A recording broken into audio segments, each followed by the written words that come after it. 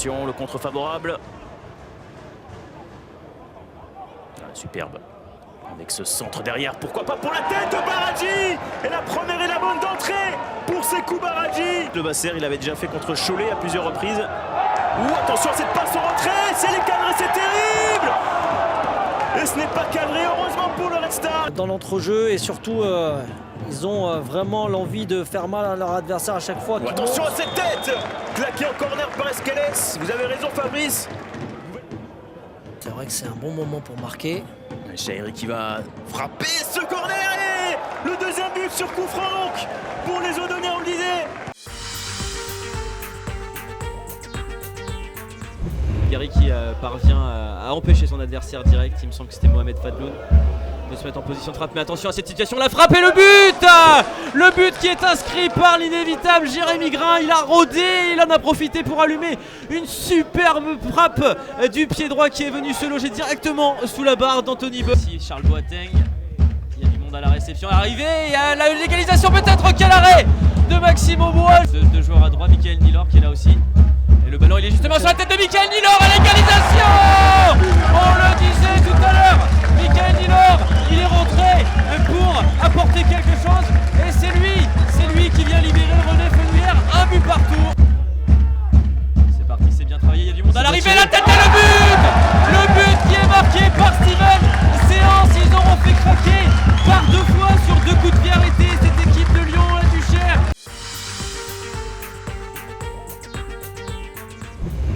Eh bien, il évoquera son histoire avec le National. Oh, la belle ouverture, c'était bien fait. Oh, le geste, il est parfait. Le geste, il est parfait. L'ouverture du score pour l'AS Béziers. Oh, le petit. Exactement. Kevin Testu qui ouvre la marque en tout cas. Expliquer ce genre de choses. Je sais qu'ils peuvent sortir où ils veulent, mais re-rentrer, je sais pas. Oh, attention, il avait réussi à placer sa tête. Il était passé par là, oui. Ludovic Pocrate pour l'égalisation. Un but partout entre Créteil et l'AS Béziers. En fait, et Yamadou Fofana, il part de loin. Au moment d'aller faire ce retour défensif, attention à Bagdad. Oh, le but. La voilà, le 2 buts à 1 pour l'inévitable franco-algérien. J'ai nommé bien évidemment, eh bien, Bagdad. Forcément, tout le monde s'y attend, donc tout le monde est aux abords. Les attaquants sont aux abords de la surface et la moindre passe dans la surface, elle est... Oh, attention, ce bon ballon là de balle. Oui, qui va décaler Abbas, il est ouvert son pied. Oh là, voilà le but 3 à 1 pour l'USCL. Abbas, et bien tout simplement, qui inscrit, eh bien, excusez-moi, je vais retrouver le petit numéro, Riyad Abbas, eh bien, qui inscrit son premier but. Oh, le petit extérieur, c'est magnifique. La tête de Takalfred, ça va revenir directement sur Abbas qui va être pressé dans son dos. Il a pu se retourner. Et quel envol de Vincent Viau. Ici 5-1 avec Siacha, là il y a une vraie possibilité pour la formation concarnoise. Oh, quelle occasion pour 5-1 ici même, je crois, qui perfore la défense. Oh là là, c'est bien joué côté gauche avec de l'espace pour Arrojo. La frappe d'Arrojo. Le poteau pour Alexis Arrojo. Tout le monde s'est un petit peu arrêté. Qui tente de trouver en profondeur Lavigne. Bernauer. Oh, la frappe de Maxime Bernauer qui passe bien tout près. Avec peut-être Diakité sur son pied gauche. Diakité qui s'est laissé emmener par son mouvement. Et oui, carton rouge. Derrière le contre pour cette équipe du FCBB avec Punto qui tente un lob. Oh, quel but de Maxime Punto. Quelle inspiration de l'attaquant du FC Bastia Borgo. Et Bilingui qui a de l'espace. Bilingui qui percute. Bilingui à l'entrée de la surface de réparation. Bilingui qui peut frapper. Ce but de Bilingui, 100% de réussite pour Johan Bilingui sur cette frappe contrée. Que Punto qui a de l'espace. Punto qui percute. Punto qui tente de mettre en profondeur pour Wada dans la surface de réparation. La frappe de Mohamed Wada et le troisième but. Le troisième but pour cette équipe du FC Bastia Borgo. Un contre parfaitement mené par l'Écorce, par Punto qui a fixé. Trabelsi qui percute, Trabelsi dans la surface de réparation. La frappe de Trabelsi, elle est contrée 2-3 fois. Penalty me semble-t-il, ouais. Cholet, c'est frappé, c'est bien frappé par Rocheteau qui a réduit le score pour cette équipe de Cholet. À l'entrée de la surface de réparation, Gébélé qui va s'appuyer sur Trabelsi, il n'y a pas de faute. Et le hors-jeu, il est signalé hors-jeu.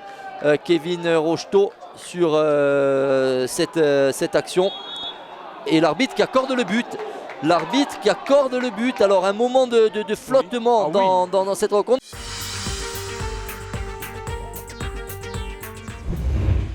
En tout début de première mi-temps, quand il y a moyen de lancer Cheikh Sabali ou qui s'y fait Gendouzi là, sur Guillaume Cousse qui tente sa chance et c'est le but. Magnifique. C'est Guillaume Cousse, je crois, qui fait le but casquette. qui marque ce but. Alors une grosse erreur à mon avis d'Alexis Gendouzi. Proposé dans le premier acte, encore une fois. Il a Un encore pied récupéré le ballon, burgien, c'est attention. bien fait là ce C'est que bien joué, fait. ça. Oh, c'est un bon centre ça de la vie. Oh, Ouais, c'est le but.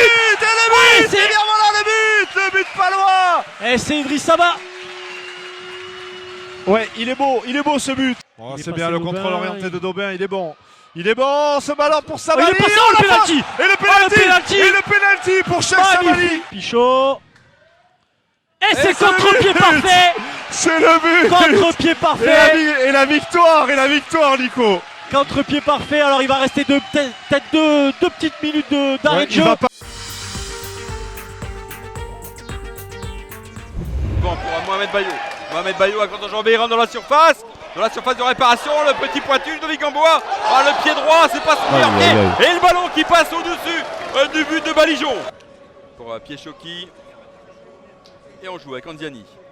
Anziani encore là qui a une possibilité. Et le but de Julien Anziani qui ouvre le score ici à Dunkerque.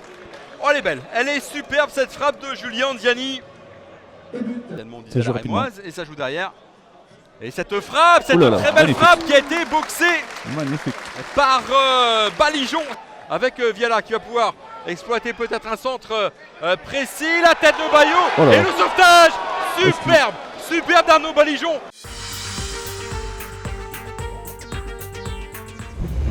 Passe Chergui, Fleury qui élimine, qui frappe, Fleury qui tire du gauche. qui frappe. Oh, quelle frappe de Fleury.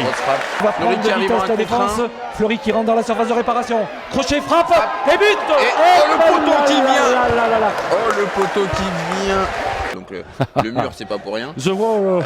Attention, Serein qui déborde et aïe, catastrophe sur ce contre.